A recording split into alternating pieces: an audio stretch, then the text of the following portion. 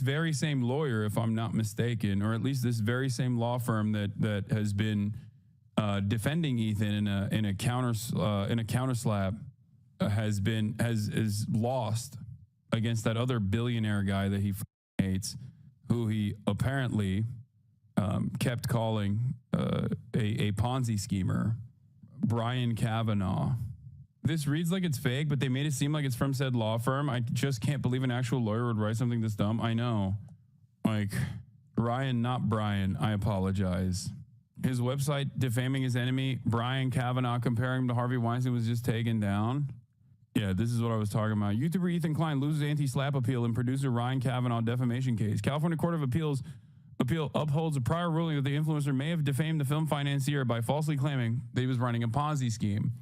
YouTuber Ethan Klein lost a motion to dismiss the defamation case brought against him by producer Ryan Kavanaugh after the California Court of Appeal upheld a prior ruling on Thursday. Klein, who is famous for his H3 issue podcast and internet troll persona, filed an anti-slap motion to try to get the former Relativity Media CEO and film financier's initial complaint stricken, claiming his comments fall under free speech after Kavanaugh accused the influencer of defamation. Ryan Kavanaugh brought an action against Ethan Klein and TED Entertainment, TEI, Inc., for defamation and defamation by implication, alleging they falsely accused him of running a Ponzi scheme, the court explained in a summary and documents obtained by the Wrap. The trial court denied defendants' anti-slap motion to strike Kavanaugh's complaint. We affirm.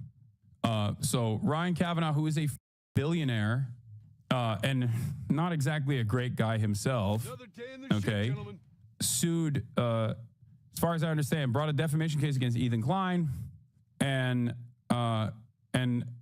Ethan Klein tried to dismiss the defamation case and failed to dismiss the defamation case as of, I think, like last week, April 6th, as of 4 days ago.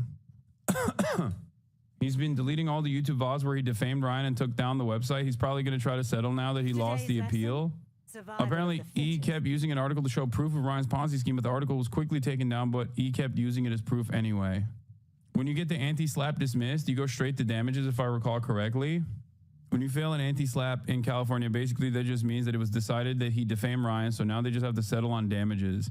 I'm pretty sure that the anti-slap is pretty powerful as far as tools goes, as far as legal tools goes in the state of California, as in if he had won the anti-slap, he would have been able to literally pay, like make Ryan Kavanaugh pay for his litigation as well, because it's anti-slap is basically is a tool that allows, ironically enough, people like anonymous Reddit users and people who are less powerful to successfully defend themselves against frivolous litigation that tries to stop them from exercising their free speech. So I'm not saying Ryan Kavanaugh is a good dude, by the way. I'm not saying that at all. I don't know enough about him. It seems like the courts have determined he wasn't doing a Ponzi scheme, though. So I will not be saying that, let me tell you, okay? Yeah, they do not go to damages. That's incorrect. It just means the trial can proceed as normal.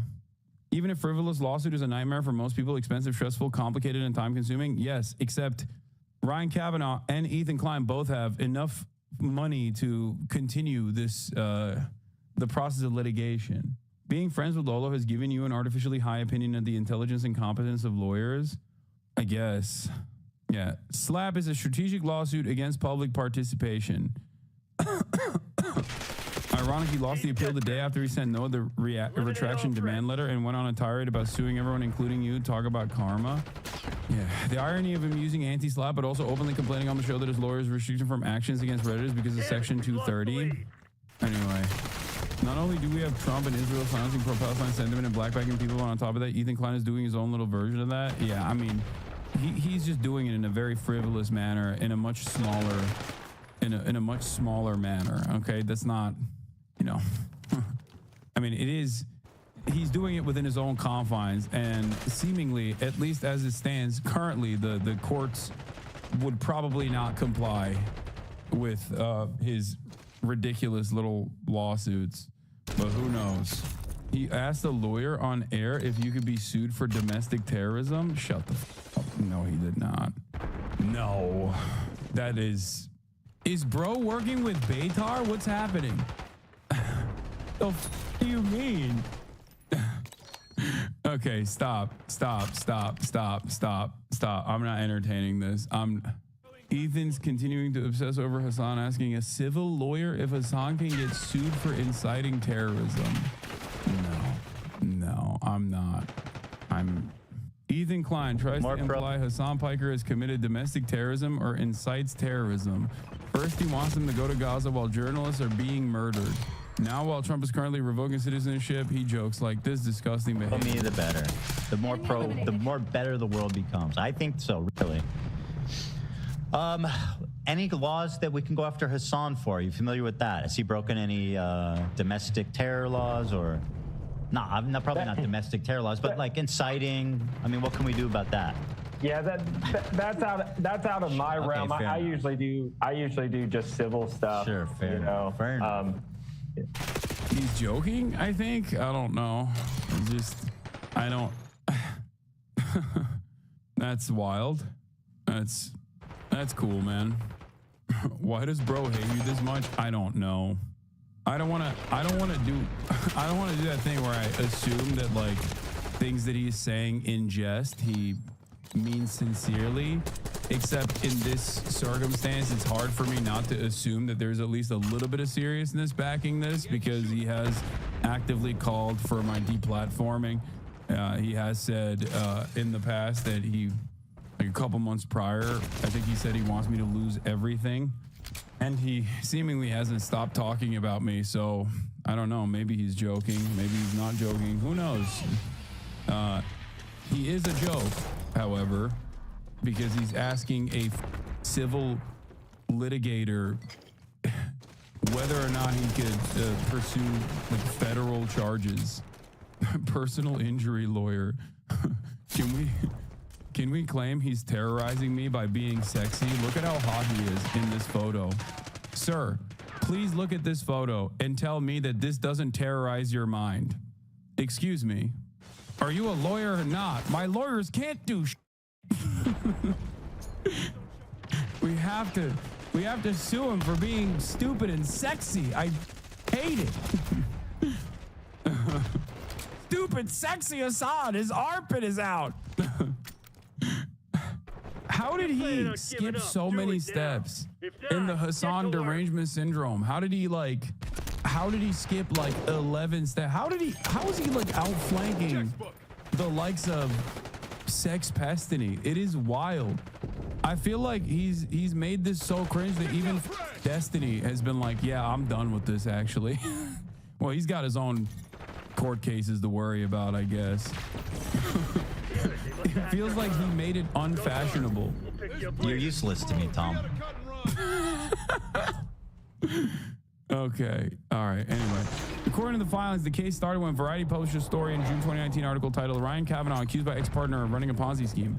In it, the trade wrote that Elon Spar filed a lawsuit against Kavanaugh in Los Angeles Superior Court. Kavanaugh persuaded him to go into business with Kavanaugh under false pretenses. Spar had developed an idea for a stock exchange in which the buyers could purchase equity in film projects. However, the outlet later updated its coverage to include a statement from Kavanaugh's team that he and Spar had satisfactorily resolved all their issues. Then in April 2021, Triller Fight Club 2 sued Klein and his podcast company for copyright infringement after they used footage of their pay-per-view fight and music event without permission. At the time, Klein alleged that Kavanaugh was behind the lawsuit despite not being directly involved. Former Relatively Media producer that was also the founder of Proxima Media, which had a controlling stake in Triller. Kavanaugh's complaint alleges that beginning on June 11, 2021, Klein launched a campaign to harass and defame him in retaliation for Triller Fight Club 2's copyright action, the court docs detailed. Klein used his YouTube channels and other social media platforms to disseminate the defamatory accusation in the Variety article that Kavanaugh ran a Ponzi scheme. Within hours of his publication in Variety, that accusation had been retracted and the article had been corrected. Klein knew of the retraction and correction, but repeatedly republished a false accusation over the following months. The case could have ramifications of the current influencer environment, as Klein was accused of encouraging his followers to continually update Kavanaugh's Wikipedia page and circulate clips on Reddit and other formats. Ultimately, Kavanaugh's lawyer, Amy McCann Roller, issued the following statement. This is an important case about the growth of online and professional trolling, which required a real analysis of free speech, of when free speech is no longer a harmless opinion. According to the court, Kavanaugh will now be allowed to pursue damages. It is Yeah, I don't know what to say. Good luck, I guess. Let him fight. I don't know. Maybe you should worry about that stuff instead of trying to sue random anonymous Redditors. Oh, we should. Okay. All right. Applaud yourself for getting off an already sinking ship before it became widely apparent.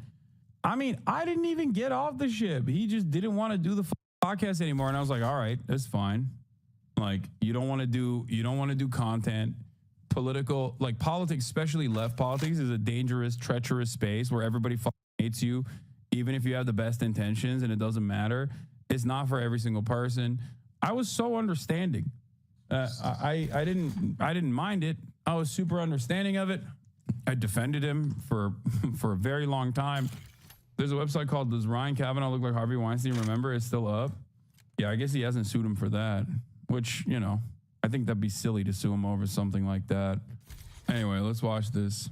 Of tens of thousands of Palestinian people. Now, I have already made multiple videos on this, which have accumulated well in excess of 1 million views on TikTok. It looks but like Ethan Klein has chosen over and over again to ignore these videos in favor of going after smaller content creators who often make jokes at his expense, but do not offer succinct criticisms of his thought. So what I thought I would do is critique Ethan's thought and demonstrate that he is not at all pro. I don't like Ethan, but that seems like a bad ruling. I think the reason why he came after that specifically, the Ponzi scheme aspect of it specifically, is because it was the most overtly defamatory statement. Like other shit that Ethan has done in the process, while annoying, certainly from the perspective of the person that's being trolled, is not as easy to prove. Considering that it was a retracted article, I think it seems like going along with it. Wait, Ethan acknowledged on air it was retracted? Like, I'm not in favor of any billionaire being any wealthy person, whether it's Ethan Klein or Ryan Kavanaugh, being able to successfully stop someone from speaking, like, because you don't like what they're saying. Part of the reason why I'm like, part of the reason why I always say, like, I don't give a about whatever Ethan is chirping about whenever people are like, why don't you sue him, is because I think it's like a very bitch-made thing to do. Even if it's like an open and shut, even if there's an open and shut case, like Ethan openly acknowledging that in his own words while sitting next to me, that like the brothel that I went to in like 2010, getting raided for tax evasion in 2016, and then successfully suing both the police force and the Berlin government over defamation and winning. Like, he knew all of that and still went along with it recently, right? Like implying a bunch of horrible things.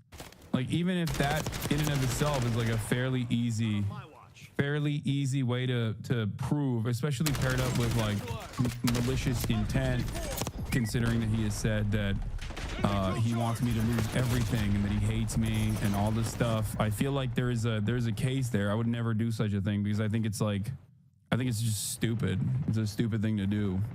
Anyway, let's watch Palestine, because he is nothing more than a Westerner whose thought is dominated by Orientalism, and he therefore simply cannot offer a succinct political understanding of anything to do with the Middle East. Now, the concept of Orientalism was proffered by Edward Said. It was the first thing that I learnt about when I started my Middle Eastern Studies degree as an undergraduate back in 2019. And what it basically refers to is a distinction between them and us, them being non-Westerners and us being Westerners. And according to Said, this was produced through discourse, and what he meant by this was anything from travel writings, newspapers, stories, depictions, anything that you could think of which created a vision of people from the Middle East or the wider Orient. It is at its most basic media which seeks to create this distinction between them and us, and Ethan's video is a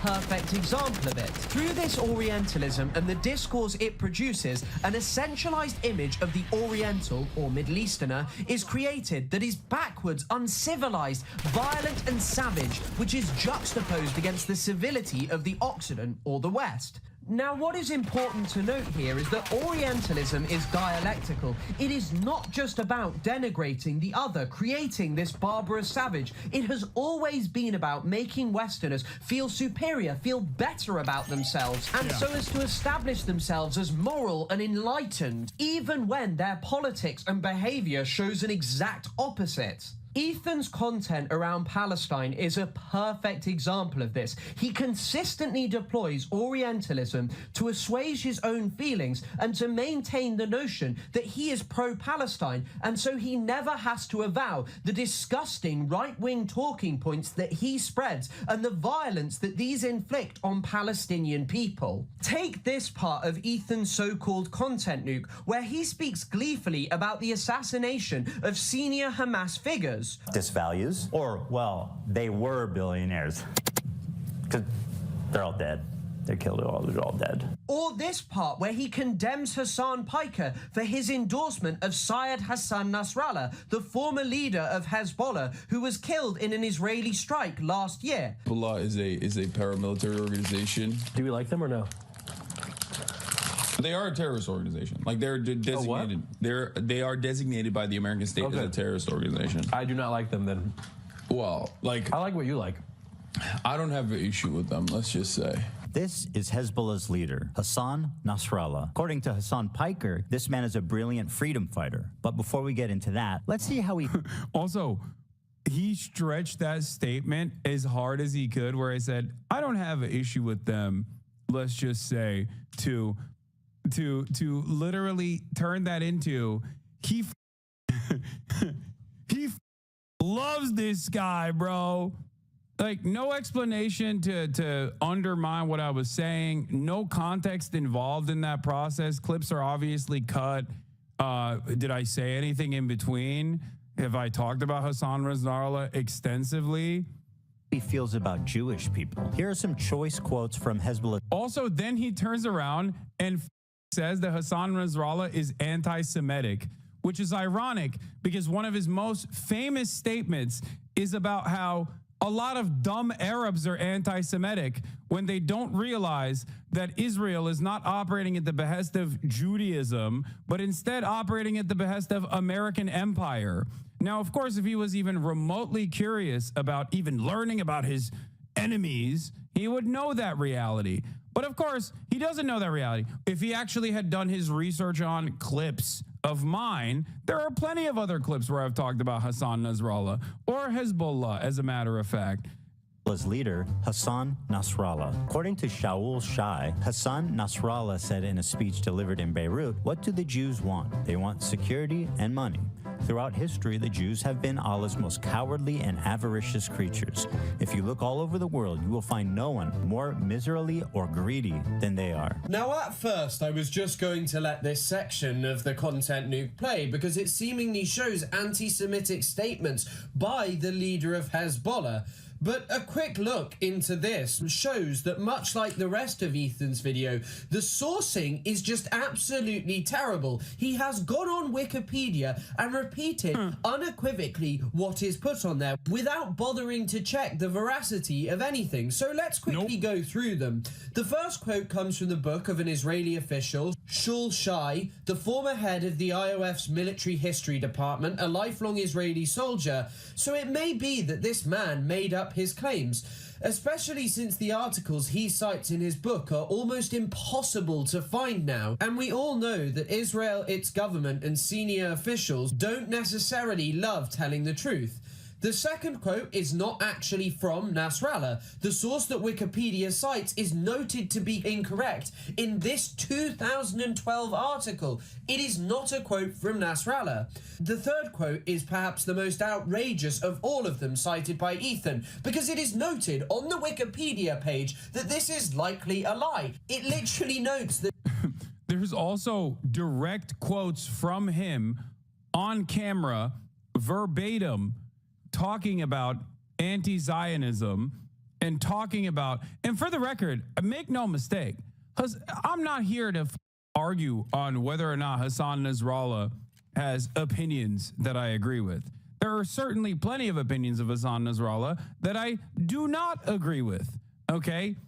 Like opinions around gay people, or I don't even know. There's probably a million different things I don't agree with Hassan Nasrallah. I still don't believe that he should have been assassinated alongside 2,000 people in a Beirut suburb. Oh my God, what an insane thing. I know.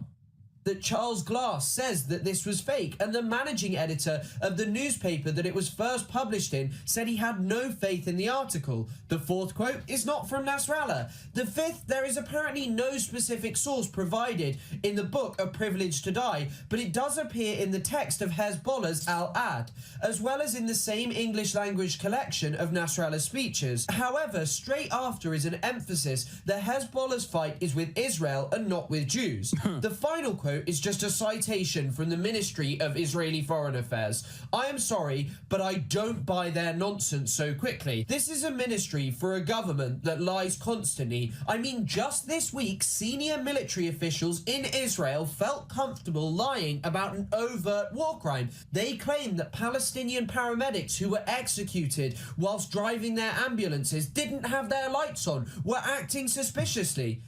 Well, the IDF did not randomly attack an ambulance. Well, last Sunday, several uncoordinated vehicles were... What is your thoughts on the Jews? I love my Jews. Also, there's another thing that I must repeat and reiterate here. Hassan Nasrallah was not murdered in a campaign of mass murder by the apartheid state conducting a genocide, Israel, for any of the reasons that Ethan or anyone else brings up with regular frequency. He was murdered by the state of Israel in an unjustifiable, illegal bombing campaign over a totally sovereign nation that unfortunately has to reside right next to the apartheid state for resisting against said apartheid state and trying to incur penalties upon the apartheid state for the crime of doing a genocide. That is the reason. And that's the same reason why Yemen keeps consistently getting bombed. And that's the exact same reason why people are getting black bagged on the middle of the street by the Gestapo here in the United States of America. It's all because in one way, shape, or form, people want Israel to stop its genocide, whether by speech or whether by force. That is the reason. Make no mistake. So yes, in that incredibly narrow set of circumstances, I do think that Hezbollah is in the right. Just like in that incredibly narrow, specific set of circumstances, I think the Ansar Allah movement is in the right. What they are doing is moral in terms of enforcing a blockade to stop Israel from committing a genocide. I think it's moral for Mahmoud Khalil to also protest against Israel on U.S. soil, where he also, on top of everything else, has the constitutional right to be able to do that. Okay? Identified advancing suspiciously toward IDF troops without headlights or emergency signals. And now there is literal video evidence showing the exact opposite. Israel will say and do anything because they rely on morons like Ethan believing absolutely anything because it fits with their narrative that the other are barbarous and evil monsters who commit crimes constantly. But then consider Ethan's reaction to this clip of his wife. Just the other day, Bibi fired a really good guy that a lot of people are pissed about it, and he fired him because they had a disagreement, and that's like so Trump code. Well, he was like a moderating voice in the war room. Yeah. And he got... How do you counter the talking point that they killed or starved 2 million people? Genuinely asking, what talking point? Who did this? Who killed 2 million people? I'm so confused as to what you're talking about. What, chatter, just say, it's fine. You have probably been misguided. I don't know. What? The Yemen government Do you mean the Yemen government in exile that is no longer entertained or recognized as the true government of Yemen? Is that what you're talking about? Or are you talking about the Ansar Allah movement claiming that Saudi Arabia's and the UAE's Western-backed coalition forces starving the entirety of the Yemeni population, and then seemingly saying that that is actually the Houthis that did that? Because if that's the argument, yes, you're wrong. That wasn't the Ansar Allah. As far as the Yemen, the government of Yemen, I think you're talking about the government of Yemen in exile that was used as a puppet for the Saudi ambitions in Yemen. What Yemeni government? I'm Yemeni and I don't even know who he's talking about. No, I think he's doing this thing. I think he's doing this thing where people will say that like the shit that Saudi Arabia and UAE coalition forces did was actually because of all of those crimes are directly the responsibility of the Ansar Allah movement. I think he's misguided. Also, I don't think anybody, I don't know what the exact casualty numbers are, but I don't think even the Saudis killed 2 million people in Yemen, for the record. Yeah, no, I think Ansar Allah, no, they did not do that. I don't know the exact numbers. I can look it up right now if you want me to, but I don't even know who would claim that there's a 2 million number anyway. I was making a pro-Yemen point on TikTok and someone said, but they starved 2 million people. Yeah, that person that you're talking to has no idea what they're saying. It's partially because Yemen is the poorest nation on the planet. That's pretty big part of that problem. There's not a lot of information, and most people don't even care to understand the situation there. And you're asking me how to debate a TikTok comment, so I feel like this is not the best use of our time. But yeah, not even the Saudis use this argument. This is just Western depravity. Yeah. So there's no way to know the exact numbers. The situation is chaotic. There are also no longer valid institutions. All are published as Saudi, UAE, or Houthis, who I am neutral towards. Yeah. The irony, of course, is that with the exception of the one guy who is still the former leader in exile, even his forces, even his coalition forces have, in the aftermath of October 7, put down their arms and joined in unison the Ansar Allah movement and participate against the demonstrations against the state of Israel for the crime of genocide. And as far as I understand, are firmly committed to trying to stop Israel from committing a genocide. So there's like 3 guys at this point that are not on board with what the Ansar Allah movement is doing. Where have you read all that? Read all what? Anyway, let's continue. Get rid of him, or at least a more moderate voice. I don't know anything about the guy. DD. Just recognize his picture. He looked mean. I thought he was mean just because he looked mean. No. In the video, Hila is endorsing Yoav Gallant, Israel's former defense minister, a man who is wanted by the International Criminal Court, whose crimes far supersede any of those committed by either Nasrallah or any other leader of Hamas, the Houthis, or anyone you can think of. This is a man who said openly he wanted a total siege of the Gaza Strip. אנחנו מטילים מצור מוחלט על העיר עזה. אין חשמל. אין מזון, אין מים, אין דלק. הכל סגור. אנחנו נלחמים בחיות אדם, ואנחנו נוהגים ב... Yeah, I mean, just like this could be a good guy, even after being designated as a war criminal, okay? Ethan also does this exact same thing by falsely claiming that a TikToker dude who's 19 years old in Yemen is a terrorist and a member of the Al-Houthi family, okay? Without any evidence whatsoever, and only evidence to suggest the exact opposite. Meanwhile, anyone, including those who have served in the IDF that might be very close to Ethan Klein, it's a bridge too far to call them a terrorist, even though the IOF is a terrorist organization, one that is far worse than Hamas, as a matter of fact, for the record. Like, the standards are completely out of whack. He is the man who prosecuted the genocide, which Ethan loves to say that he opposed. And for the record, everybody knows, I hope at this point, what my opinion is I am much more understanding than other leftists in terms of people who have served in any military, as long as their current actions reflect that they understand the wrongdoing that they participated in. And this is included but not limited to, you know, people who have become anti-Zionists in the aftermath of their service within the Israeli occupying force. There is, I think, because given my position, living in the heart of empire, living in a settler colony myself, I think I'm a little bit more understanding. It's if you are unapologetic and still continue to defend the Israeli occupying force, defend your service and all that, I think that's when we have disagreements. That's when I think you're not a good person, just so everybody understands. And yet he let his wife take a break with almost no pushback, even though she referred to him as a really great guy. Hila and Ethan's claim was that they didn't really know who Yoav Gallant was or what he was like, even. But IOF and IDF are separate entities, because I thought IOF is the naming designation of the Israeli Defense Force.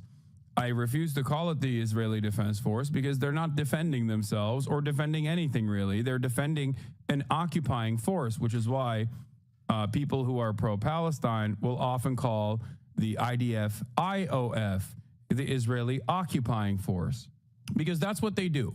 That's what they are doing. And I think that that's a much better naming convention for the Israeli Occupying Force.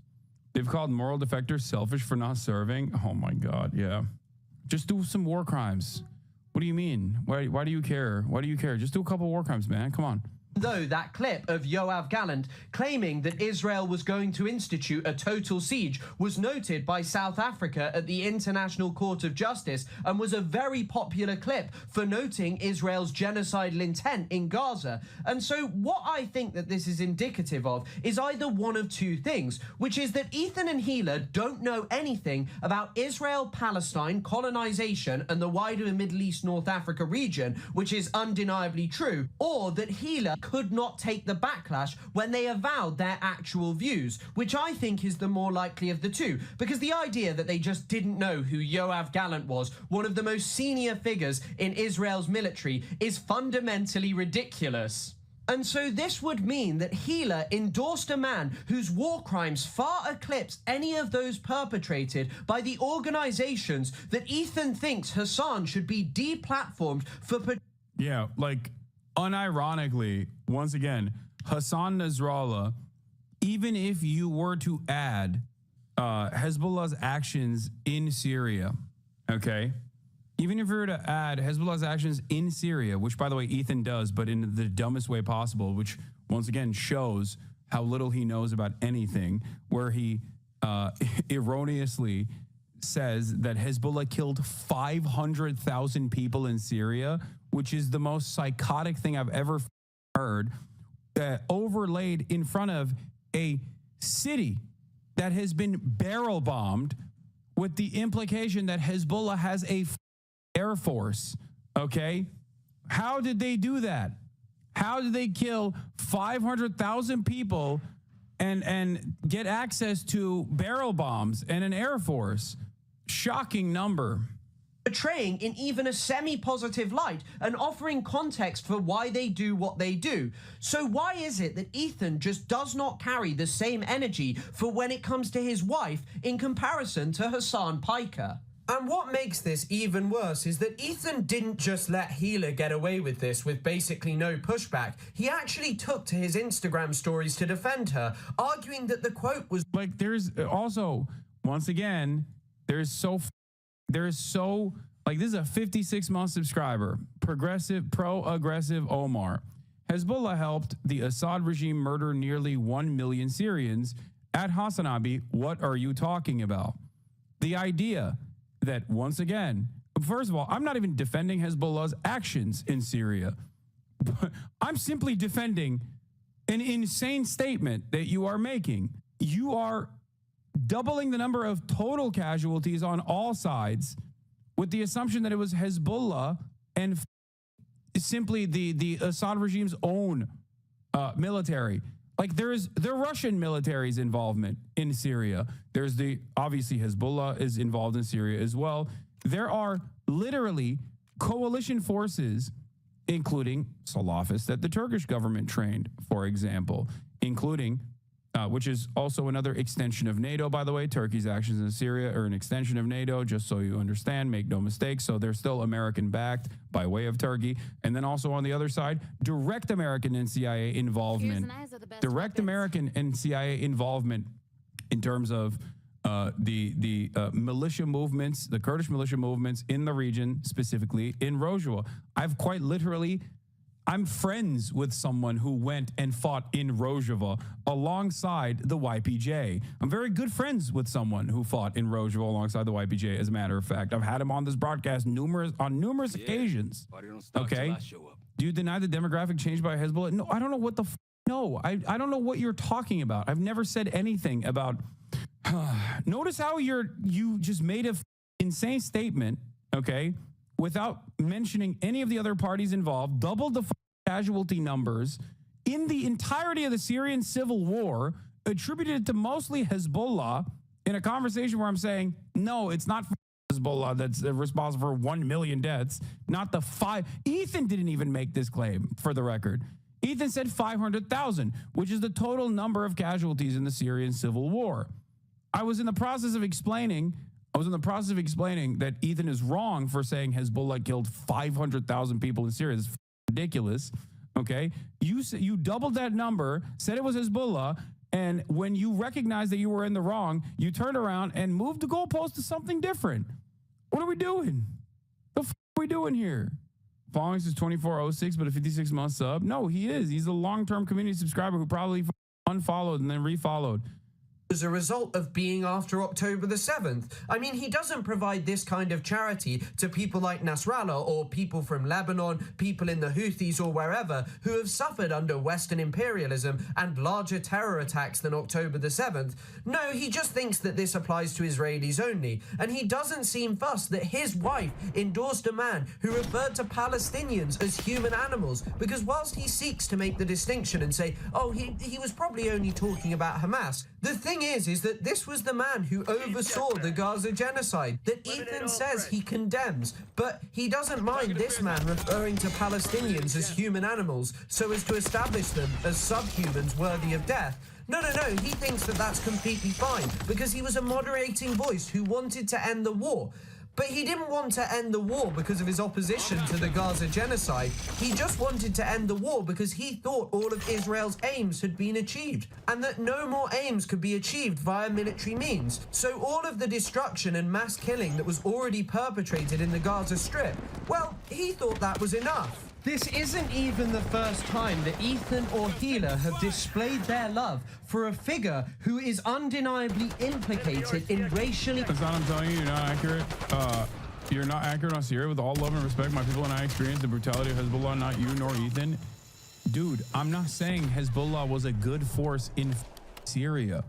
I'm simply stating that Hezbollah nor the Assad regime murdered 1 million Syrians, even though the total casualty number is closer to 600,000. And yes, a big part of that was Russian military involvement and the coalition forces under the command, or at least the directive, of Bashar al-Assad.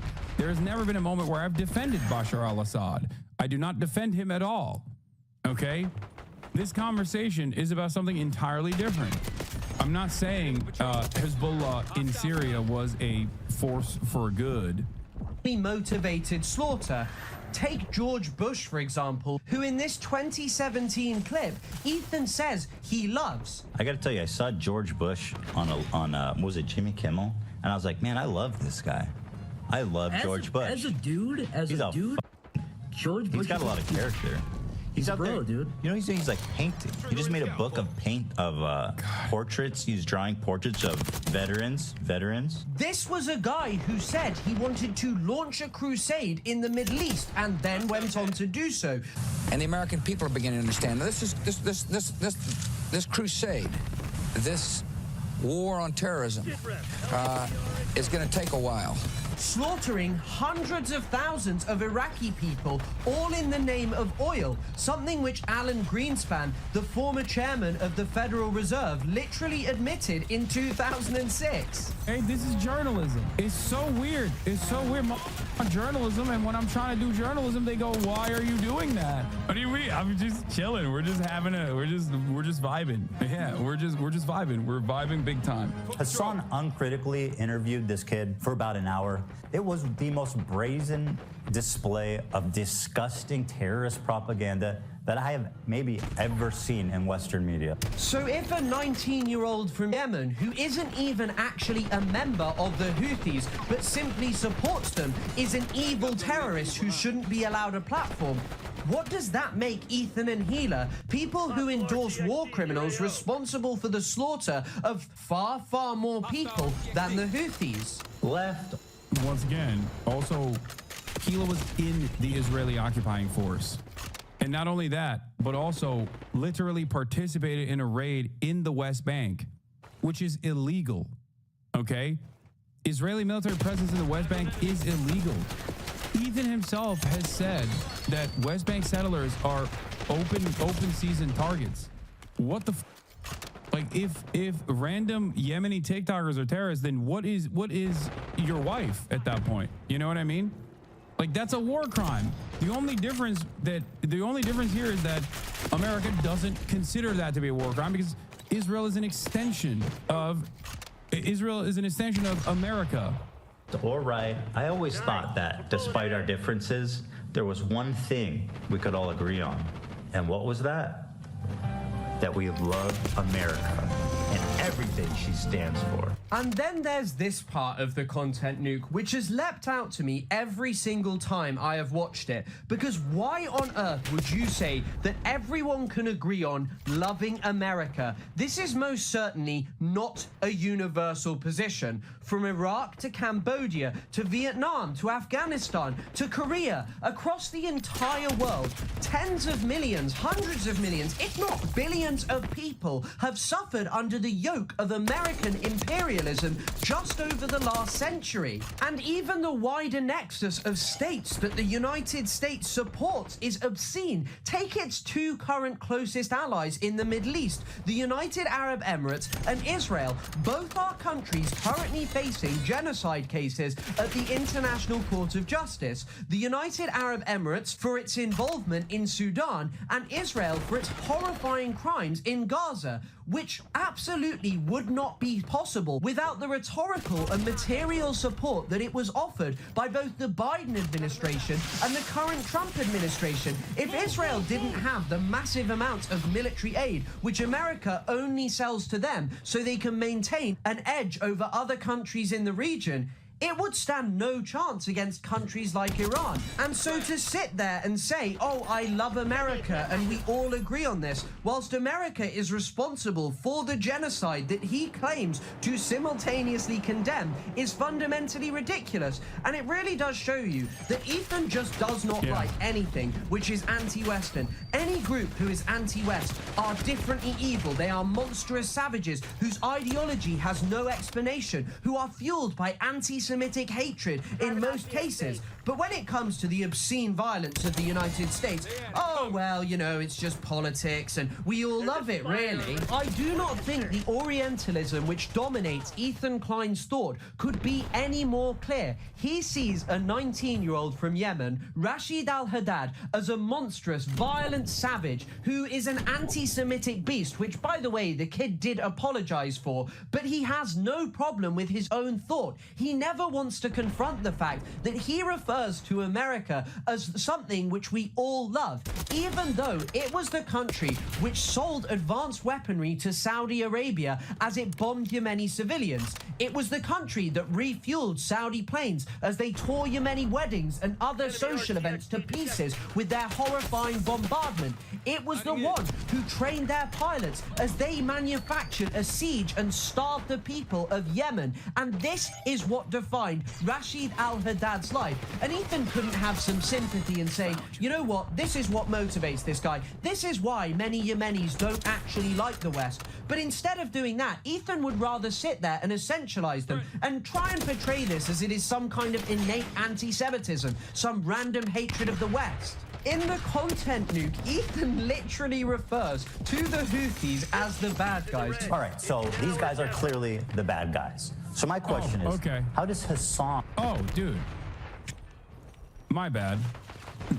I didn't know they were the bad guys. Okay. Well, how can I argue against that? Yeah. Yeah, suspiciously, this quote-unquote pro-Palestinian content creator is saying that virtually every group resisting against Israel's genocide, they're all the bad guys. Israel is bad too, but they're just like maybe less bad, maybe more bad, who knows? But these guys are definitely bad, okay? What's the argument here then?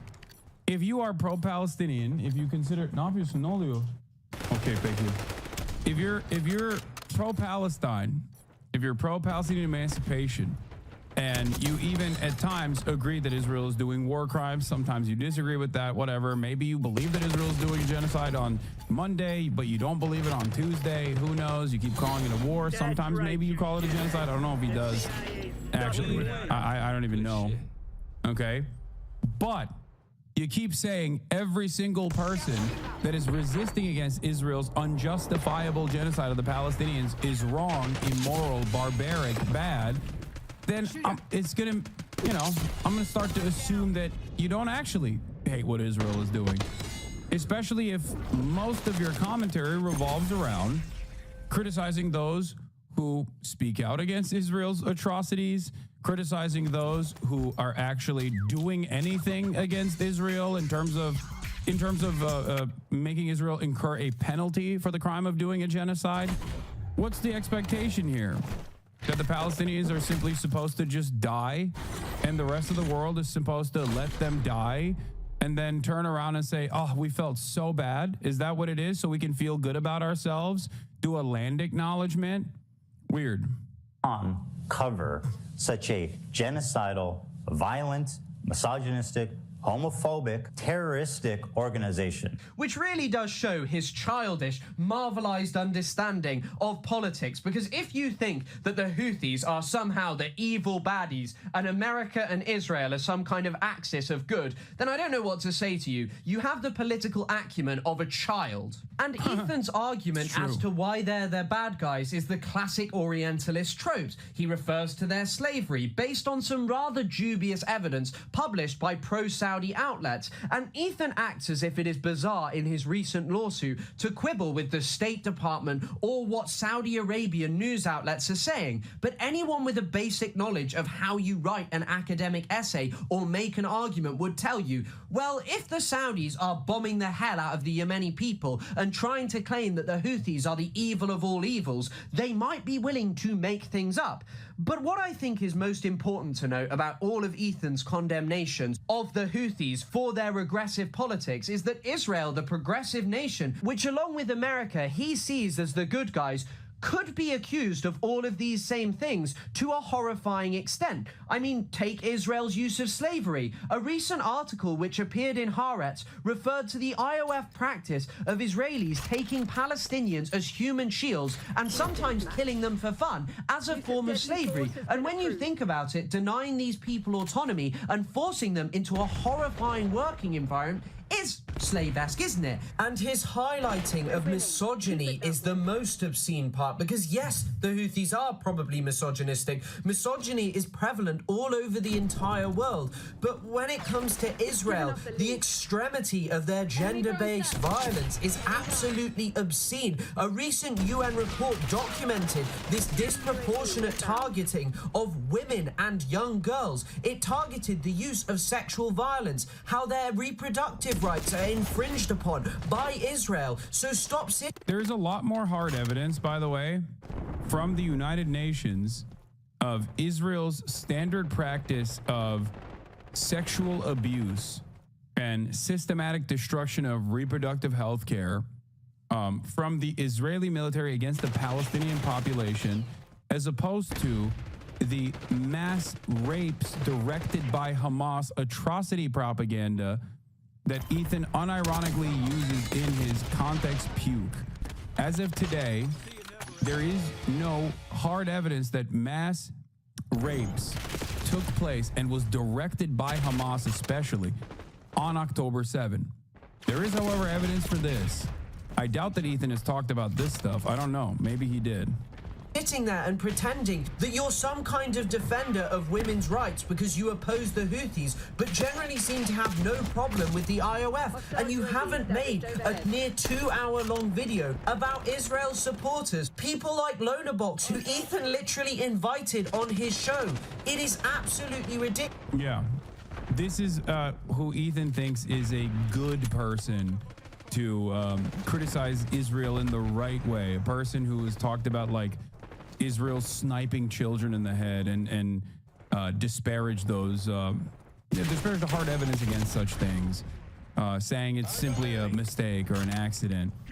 Here he is, smiling ear to ear in Israel alongside Sex Pestany with a former government employee of Israel, by the way. Like...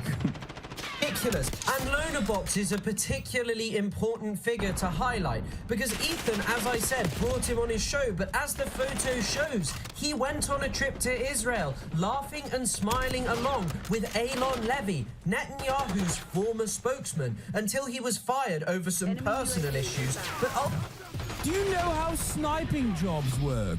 Ultimately, this guy has sought to make a career out of justifying the extermination of Palestinians. He was a pivotal figure, appearing on Western TV, using his British accent, which makes him endearing. Does Ethan even have clout on the left? He did at a certain point, but this is not the reason why there's a lot of focus on his work. He's a massive content creator with a fairly large audience. He literally restarted his formerly inactive YouTube channel, H3H3 Productions, in an effort to do this Hasbara, in an effort to do this cynical defense of Israel, while never really saying that he's like fully throatedly supporting Israel, but instead choosing to actively attack every single person who does criticize Israel and demand that they get deplatformed.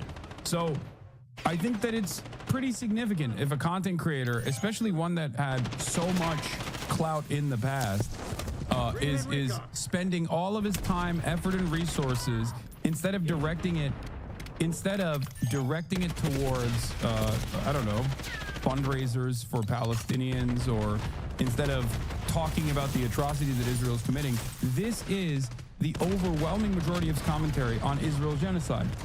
He goes after content creators no matter how large or small.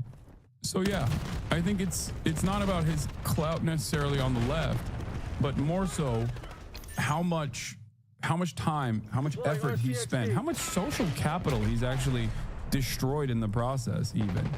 Ethan never had leftist clout. He had normie clout amongst mostly people who are, not meaning this critically, but the most common memesters, normies. Yeah. To Westerners to justify the extermination of Palestinians, to lie about what was going on in Gaza so it was plausible for Israel to carry out its genocide. And since this point, he's continued making videos, including one from the other day where he explained why Palestinians had no right to the West Bank. And yet Ethan just does not care. He's not making 2-hour-long videos about Lonabox. He's making 2-hour-long videos about Hassan because he spoke to a 19-year-old. Hassan didn't spend time with the former spokesman of Benjamin Netanyahu, a man accused of leading a state perpetrating genocide. How can you reconcile the idea that you are pro-Palestine when you welcome Lonabox onto your show and don't care about this, yet spend your time crying about Hassan interviewing a 19-year-old? It is a choice to make a video like this which sought to deplatform one of the biggest pro-Palestinian voices on Twitch. It is a choice to engage in smears of the... It's not the YouTube drama, it's the YouTube drama clout he has. He can spit lies because no one will look it up. I have considered why these slop tubers hate on you, and it's because you do not auto-agree with them and you talk about things they do not know, and it shakes up their worldview. Yeah, also, considering that a lot of my commentary revolves around undermining and directly tackling pre-established social conditioning that you get from an early age, whether it be unconditional support to Israel. This is pre-October 7th, where most people had that social conditioning, or that these brown guys overseas are not like the scary monsters who are equipped with a copy of the Quran that says you have to kill all infidels, or whatever the fuck they believe, the Islamophobia that they learn. This makes it incredibly easy to just turn around and engage in reactionary commentary, even from the framework of being a supposed progressive liberal. If every outlet, if every institution that you trust when you're growing up, even as a progressive, even as someone who fancies themselves to be a liberal, is telling you that these are big, brown, scary bad guys and they're barbaric, then it's much easier for someone who also presents themselves as a liberal or progressive, or even, dare I say, pro-Palestine, to be able to engage in commentary such as this. This is literally the basis for how Sam Harris made so much leeway with his Islamophobic sentiment while still maintaining the presence that he was a liberal. He was a high-minded, intellectual liberal. Pro-Palestinian movement, and to seek to exoticize any form of resistance against the state of Israel. You do not refer to Israel as the bad guys. You do not condemn people who openly support Israel, even though it engages in these excesses. Take homophobia. You have Israel's Minister of Finance who said that he was a proud homophobe. He's in control of the economy. In control of the Israeli police is Itamar Ben-Gvir, a man who is also homophobic and once kicked a transgender person and organized a rally in Jerusalem where they paraded around farm animals to mock pride parades. And you sit there and go, oh, the Houthis, they're homophobic, they're this, they're that. It is just pinkwashing, Ethan. You are seeking to create a barbarous other who is unlike the Westerner, who does not share our values, and therefore they are the bad guys, and anyone who might seek to offer them any form of context is someone who supports evil, terroristic, genocidal entities. But your own wife who endorsed Gallant, oh, you know, she's your wife, it's understandable. October the 7th had just happened. And then you think about the West allies, the people who oppose the Houthis, the good guys, according to Ethan Klein, the nexus of pro-Western states. You have Saudi Arabia, most of the Gulf countries, who use the kafala system, something which is equivalent to modern slavery. They invite foreign workers over under promises that they're going to find new and great lives in Saudi Arabia. Then they take their passports and effectively offer them no rights. And many people have referred to this as modern slavery. So why is it the nexus of pro-Western states are the good guys in Ethan's political understanding? Because whilst Ethan might say, well, I'll condemn Israel, I'll condemn Saudi Arabia, this is what America and Israel have helped to set up and maintain in the Middle East for decades now. They want dictatorial regimes like those of Saudi Arabia, the United Arab Emirates, because these keep people quiet. You know, they will perhaps normalize with Israel, allow it to carry out its ethnic cleansing in the West Bank, the Gaza Strip, destroy any hopes of a Palestinian state, whilst they hide behind the idea of a two-state solution. Any time that these things are perpetrated by an ally of the West, it doesn't matter. It's not a problem which is indicative of how rotten and... There's nothing more powerful than a corked up white boy with a British accent, well equipped with a Middle Eastern Studies undergraduate degree. I didn't know. Someone said he had a PhD as well in Middle Eastern Studies. I'm telling you, dude, is OP. Because at the end of the day, no matter how white I am, people are going to be like, your name's Hassan, shut the fuck up. Okay? They hear a guy like this, they're like, wait a minute. On this issue, he's clearly not biased. You know, I have my biases. Evil these ideologies are to the core. Instead, for Ethan, it is just okay. It is something that is basically not even worth mentioning because it's perpetrated by the allies of the country that he so loves. Now, Ethan, the definitely pro-Palestine content creator, like many other pro-Israel news outlets and Zionist content creators online, chooses to focus on the Houthi slogan, death to America, a curse upon the Jews, death to Israel, victory to Islam. And whenever I've watched someone's video, you know, they've highlighted that it's just a slogan from people who are oppressed. But what I don't think they've noted is that Ethan comes from a country with elected officials like Randy Fine. I mean, let's just read out one of the statements that he put out on Twitter. There is no suffering adequate for these animals. May the streets of Gaza overflow with blood. This man, who is part of the most powerful government in the world that is actually making the streets of Gaza overflow with blood currently and has been for a year and a half, well, that's okay, you know. We don't focus on those as representing the rotten nature of Western society, a pervasiveness of terrorism. No. That's the country that Ethan loves. For Ethan, the Houthis, whose attacks on Israel pertain specifically to Israel's genocide in the Gaza Strip, I mean, they literally stopped when there was a ceasefire. He is more obsessed with their slogans than the comments and sayings of high-up US officials about exterminating people in the Gaza Strip. And it's not just Randy Fine. You've got others like Brian Mast and many other senior American politicians who are happy to talk about exterminating Palestinians as Israel, their closest ally, actually did that. I would encourage the other side to not so lightly throw around the idea of innocent Palestinian civilians, as is frequently said. I don't think we would so lightly throw around the term innocent Nazi civilians during World War II. The Houthis are not doing that. Theirs may be a slogan which people find offensive.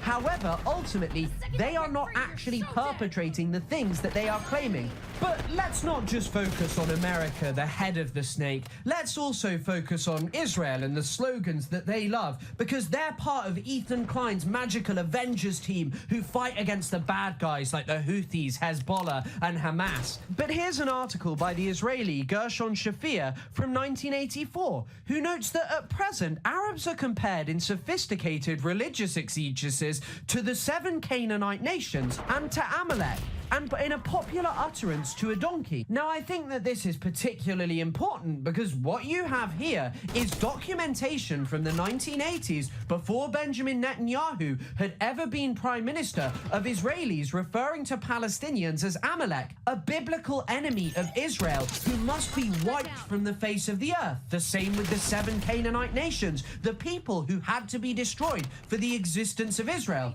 Why is it that people like Ethan love to talk about the Houthi slogans but don't like to talk about these? And this isn't even where it ends. What I'd also like to note is that in the 1980s, the slogan... For the record, the Houthi movement's banner and its slogan saying a curse upon the Jews is, yes, absolutely unacceptable. But I think Norm Finkelstein's assessment on the situation is poignant, where it is the banner itself is directly as a consequence of Israel's actions, as Israel is seen as the only expression of Judaism in the region that every single person has experienced. That's the only thing they know. That's what it is. There's a very different attitude, and the statement Jews and Israel are interchangeable in the region. We look at this conflict from Western sensibilities and fail to recognize that difference. I'm not plucking my beard. I'm plucking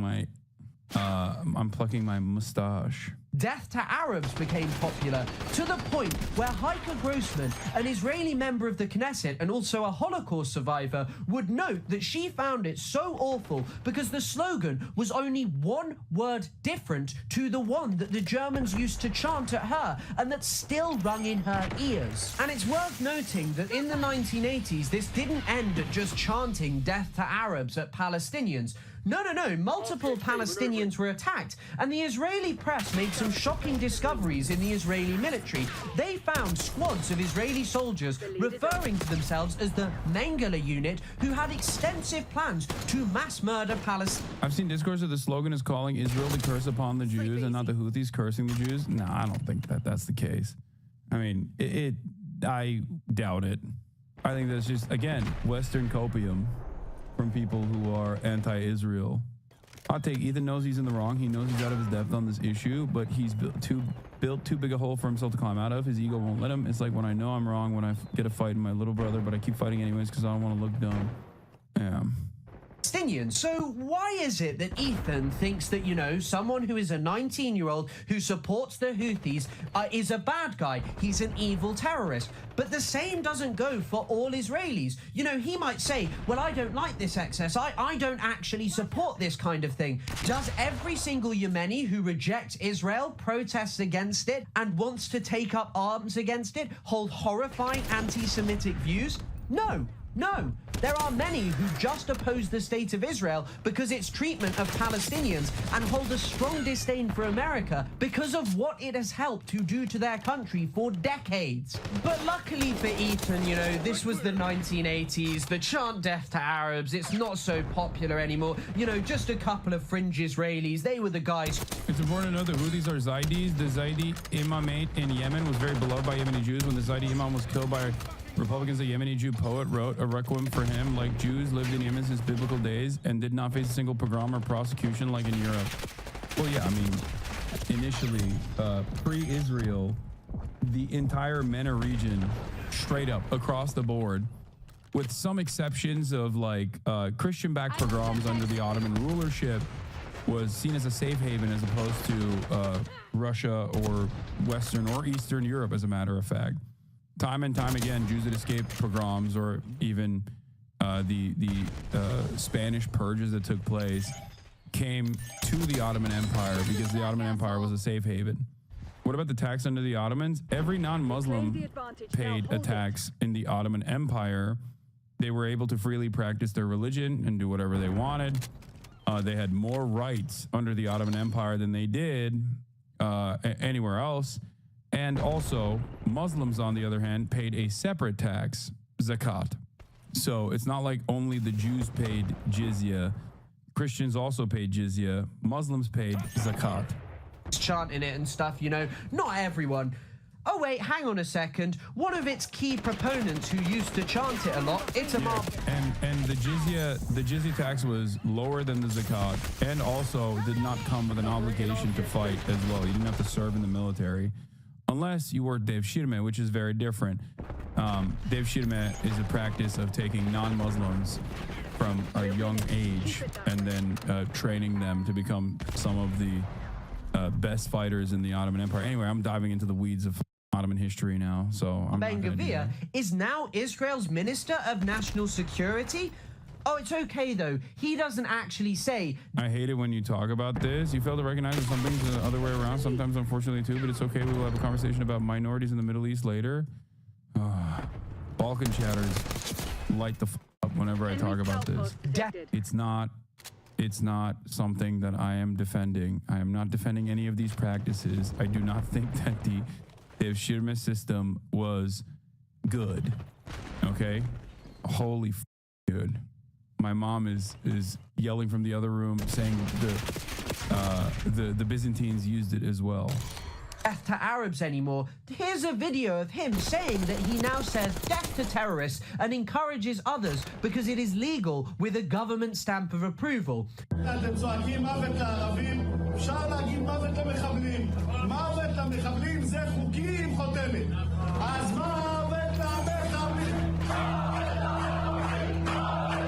But when you consider that this man refers to all Palestinians as terrorists, including the mother of an autistic Palestinian who was murdered in cold blood by Israeli security forces, what is there to say? This guy has transformed Israel's prisons into even worse torture dungeons than they already were. I mean, there's decades of the horrifying treatment by Israeli prison officers of Palestinians, but it's only worsened in recent years. And Ethan doesn't see this as a sickness within Israeli society. He doesn't see it as indicative of the monstrous nature of their ideology, their movement. He thinks that there is still something redeemable about Israel. But what is there redeemable about this? Why is it that you would make a video this long condemning Hassan Piker for interviewing a 19-year-old, for showing Houthi music videos? Why is it that you would spend your time doing this when Israelis are out here doing these kind of things? And it does not end there. One of the other most common chants that you consistently hear from Israeli soldiers is "May your village burn." Here's a video of the Israeli soldiers chanting it before they go out and actually do that in Gaza.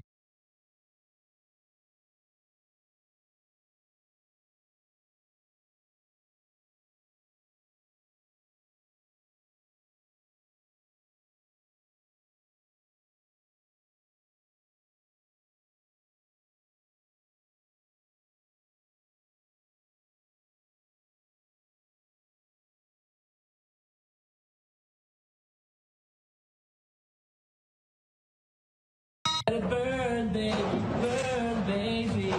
This house is on fire.